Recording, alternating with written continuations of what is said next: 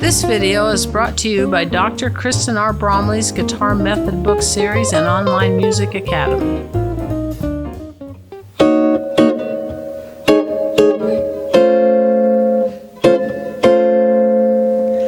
Hi, I'm Dr. Kristen Bromley. Welcome to my online academy. It's so great to have you joining me here in these online lessons. This is lesson 49 in this series that is all about jazz guitar. As you know, I love jazz guitar. I work as a jazz artist. I am so delighted to bring this course to you where we're really working in a line upon line fashion, just building skill upon skill, helping us learn to play jazz guitar or improve our ability to play jazz guitar. So it's so awesome. Now in this lesson, it sort of builds on the last three lessons where we've been working on rootless voicings for half diminished chords, altered dominant chords, and minor major seventh or minor sixth chords. And we can put those together into 2-5-1 progressions, which we often see in a minor key. We may see 2-5, 5-1, or 2-5-1 progressions. And so the more we practice in 2-5-1s, the better prepared we are to comp the chords. Of course, these chords that we're using here, like all the chords that we've been using since lesson 33, use the formula taught in lesson 33. We did several lessons that have the root in it, and then over the last several lessons we've been working on rootless voicings. As I've explained, there's no such thing as a rootless chord. The chord has to have a root. It's what defines the context of the pitches, so we know what chord we're playing. But we can play rootless voicings. We can superimpose those rootless voicings over top of somebody else playing the root, like in an ensemble. The bass player is going to play the root a lot and play a bass line, and we can hear the context of the chord there and then play these rootless voicings over the top. I've also done it a lot when I'm playing solo jazz guitar or in duet settings where I'm carrying sort of the whole function of the rhythm section, or at least the bass and the chords. And when I'm doing that, then I just plant a rootless chord on top of the established harmony already. I do that sometimes, or quite a bit probably, on my album, the Musician album. It's a mashup between magician and musician. It's an album that I released last year, all solo jazz guitar. So I do that sort of thing there a lot. Okay, so let's just dive in here with these 2-5-1s. Now, I'm not going to go over all the different ways you could do it using the chords from the last three lessons, because we had multiple chords. With our half diminished chord, we know that we can have a flat 9 or a natural 9. I've gone ahead and used the flat 9 for what we're going to do with the 2-5-1s here, but you could swap out and use the voicings with the natural 9. For the altered dominant, we know there's multiple options if you saw that lesson, and I'm just using the sharp 5, sharp 9 here as we work on these 2-5-1s, but of course you could swap out any of the other ones as well. And then for the one chord, we're going to use the minor major 7th voicing, but we know that we've got the minor 6 as an option, and also with these minor major 7ths we know that we have the color of the 13 or the 11th. In this example, I'm just using the one that has the 5th in it. So we know there's different voicings and you could swap those out for these. We're going to work these options here together, and I have them up here on the boards in 2-5-1, just like that. And we'll look at this one first. Of course, with these, in finding them, as I've mentioned in the previous lessons, all the lessons with rootless voicings, I've indicated where the root would be with this type of voicing following the formula I taught in lesson 33. I've got that root there because that's how we keep track of where we are. That's how we find them. We need to mentally know where that root is even though we're not playing it. So if we were to do this in the key of B flat with this first one, if I go ahead then C half diminished, or C minor 7 flat 5 is going to be my 2 chord. That means this would be at the 8th fret of that 6th string. And I'm going to go ahead and play that half diminished with that flat 9. Flat 7, flat 3, flat 5, flat 9, and we get that half diminished. Then when I go to the 5-7 alt, my 5 chord would have that root on the 5th string as the F, and I'm going to go ahead and play that dominant 7th with that sharp 5 and sharp 9 sound. And then we're going to come down 2 frets lower, or on that 6th string I would have that low root of a B flat, if I was in B flat, and play that B flat minor major 7. I like to do the little bar, as you recall, and we're grabbing the 9th, we've got the 5th in there. And you just want to get really comfortable doing that 2-5-1 over and over and over again. Just get comfortable there. Find where those are and play that as much as you need to. Once you've got that one, let's take a look a little bit at the other one here. So With this other one, our root is going to start out on the 5th string. We'll do these demonstrated in E flat. So I'm going to put my ring finger there at the 8th fret on the 6th string. I've got that F. So then this would go above it. I remember, it helps me to remember, that my ring finger is in the same fret as it would be if I were playing that root. And I like to bar here, but you don't have to. So you remember how to do that. So we've got that half diminished chord where the root would be on the 5th string if we were playing the root. Then we got to go to the, in this case, B flat 7, sharp 5, sharp 9. Now what's nice is your index finger can stay in the same fret, and then I bar over and add my pinky up there 2 frets higher on that top sharp 9 there. So you might want to just go back and forth between those two a couple times. And then we're going to go to that minor major 7th voicing with the 5th in it, 5th in the fifth in the chord rather than the 11th or 13th, which could alternatively be there. Now this one I can see where that root would be at the 6th fret for E flat. And you can think my pinky is 1 fret higher than the root, or these 2 fingers go on the same fret as the root. But you want to get used to that 2, 5, 1. Just do it over and over and over again, as much as you need to. Just get used to doing that in those keys. Get used to where that's at. Once you've kind of gotten a familiarity with it, we like to progress through all 12 keys, and there's a couple different ways that we can do it, as you'll know if you've been doing these lessons. The first way is we can progress by descending step. So if I start off on D half diminished, and I'm going to start with this form here, that means that my middle finger is at the 10th fret because that root would be at the 10th fret, so my middle finger there on those pitches are at the 10th fret. And then I'm going to go to the G7 alt, and then down to C minor major 7. Then what we're going to do is turn our 1 chord into our new 2 chord, and it becomes the C half diminished to F7 alt to B flat minor major 7. Then if we were to continue, we would turn the B flat into the half diminished, E flat 7 alt, and then A flat minor major 7. Then we're going to go ahead and turn that into A flat half diminished, D flat 7 alt, and G flat minor major 7. Let's do that just one more time. So if you start up at the 10th fret with that D half diminished, to the G7 alt, to the C minor major 7. Then it becomes C half diminished, to the F7 alt, to B flat minor major 7. Then you're going to have B flat half diminished, E flat 7 alt, to A flat minor major 7. Then you're going to have that A flat half diminished, D flat 7 alt to G flat minor major 7. Now we're out of room to continue, so we need to switch to the other string set, the other forms. So I'm going to come up to G flat half diminished, which really in the key that we're going for, it's F sharp half diminished, but it may help you to still think G flat. So we're starting this one, and my ring finger is at that 9th fret because that G flat would also be at the 9th fret, or that F sharp.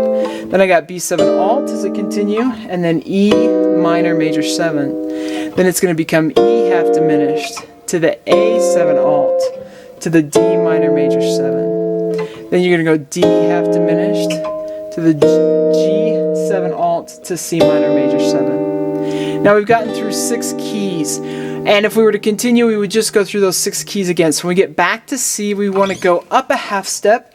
Instead of turning the C into the half diminished, we want to go up and do C sharp half diminished. And I'm going to go start on the other string set, so go back to this one. And we got C sharp half diminished to F sharp 7 alt, and then to B minor major 7. Then it continues B half diminished, E7 alt to A minor major 7. Then it's going to go A half diminished, D7 alt to G minor major 7. Then, because we're running out of room, we can come up and switch forms again and catch, and it's going to be at the 10th fret. G half diminished, C7 alt to F minor major 7. Then it's going to become F half diminished to B flat 7 alt to E flat minor major 7. Then E flat half diminished to A flat 7 alt to D flat minor major 7. So now, because I'm out of room to do a full 2-5-1 from there, I'm going to go ahead and switch back to this form and come up and do that D flat half diminished or C sharp half diminished there, with this finger being at the 9th fret, because that's where that would be, with that root at the 9th fret for C sharp. So I've got the C sharp half diminished, F sharp 7 alt, and then I finish with B minor major 7, and we have done the other 6 keys, and we've gone all the way through them. So it's hard to hear these in context without having a bass line under it, so playing with that rhythm section. So I actually have a backing track for us that has a bass line. We can practice comping over the top. I'm going to do it twice. One time, so the first time through I'm going to sort of talk you through it, and then the second time I'm just going to play through it without talking, so you can hear that. You can play right along with me, pick up some ideas. Rhythmically, as we're working on these, we're not really working too much on rhythm yet. We're actually going to do that in the next lesson as we continue through this series. But you can just kind of keep it simple. If you need to, just do long notes for now. We're going to have 1 bar of the 2, 1 bar of that 5, and then 2 bars of the 1. So that's how that'll work. You hear 6 beats on the hi-hat, and then 2 beats of rest, and then we'll be in over that bass line, and that'll give us a chance to hear these. So let's go ahead and do this.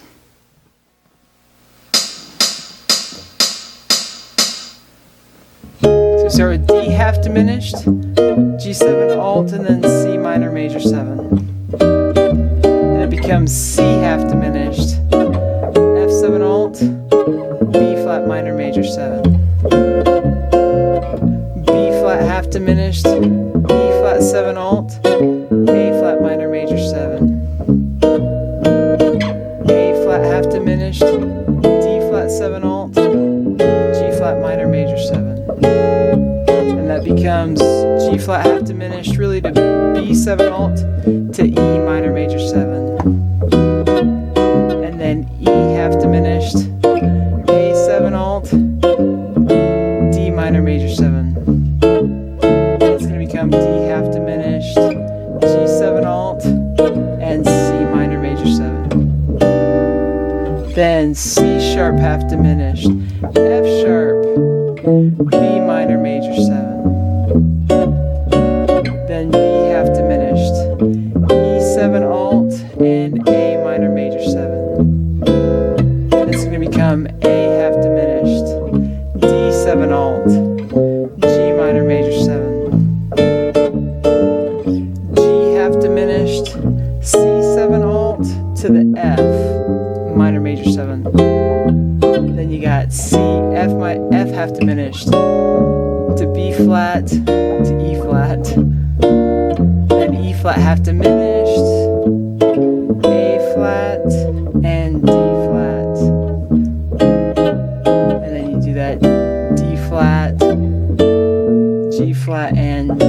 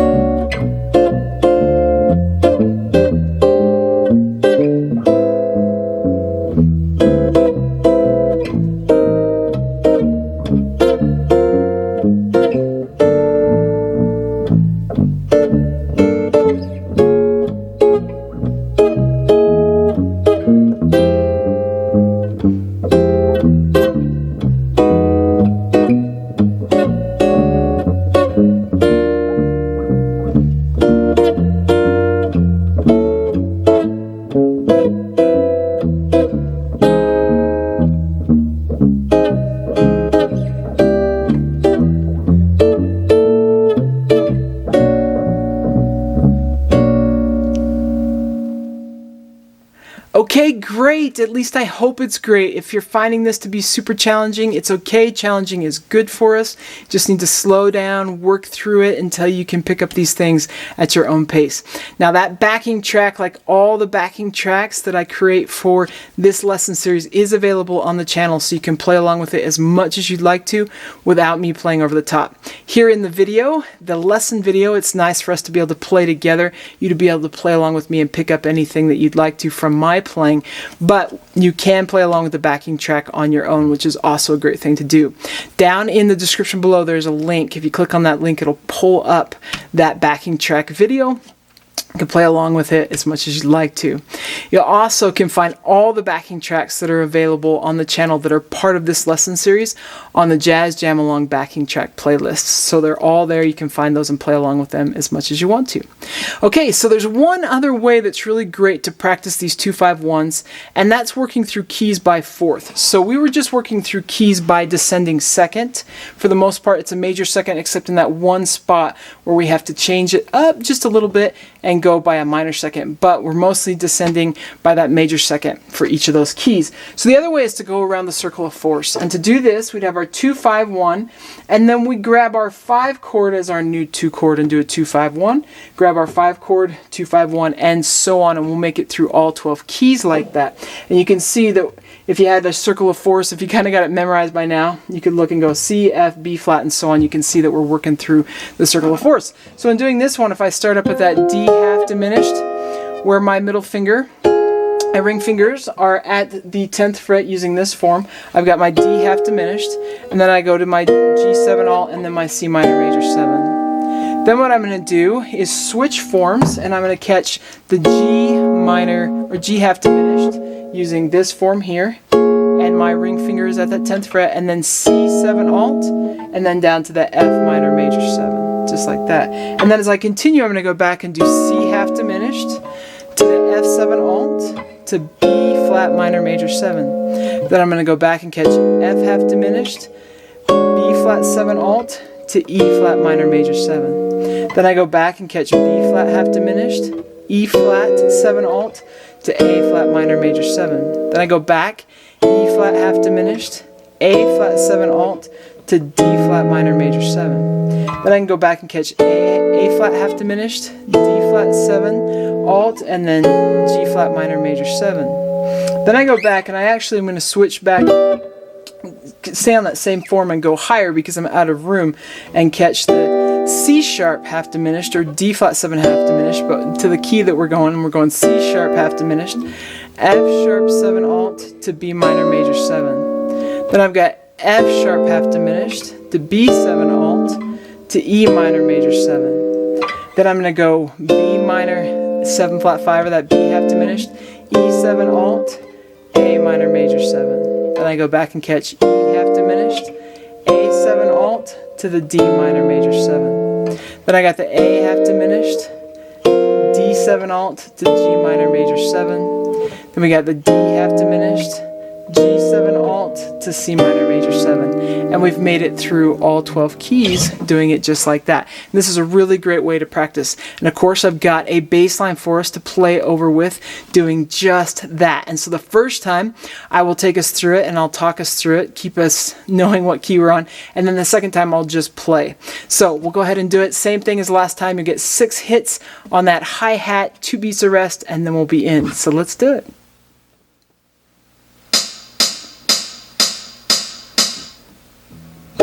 That D half diminished, G7 alt to C minor major 7. We got G half diminished, C7 alt to F minor major 7. And then C half diminished, F7 alt to B flat minor major 7. F half diminished, B flat 7 alt to E flat minor major 7. You got B flat half diminished, E flat 7 alt, A flat minor major 7. E flat half diminished, A flat 7 alt to D flat minor major 7. A flat half diminished, D flat 7, and G flat minor major 7. Then you to F sharp to B minor major 7. You got F sharp half diminished, B7 alt to E minor major 7. And then it's the B half diminished, E7 alt to A minor major 7. Then you got E half diminished, A7 alt to D minor major 7. Then you got that A half diminished, D7 alt, and G minor major 7. Then you got D half diminished, G7 alt, and C minor major 7.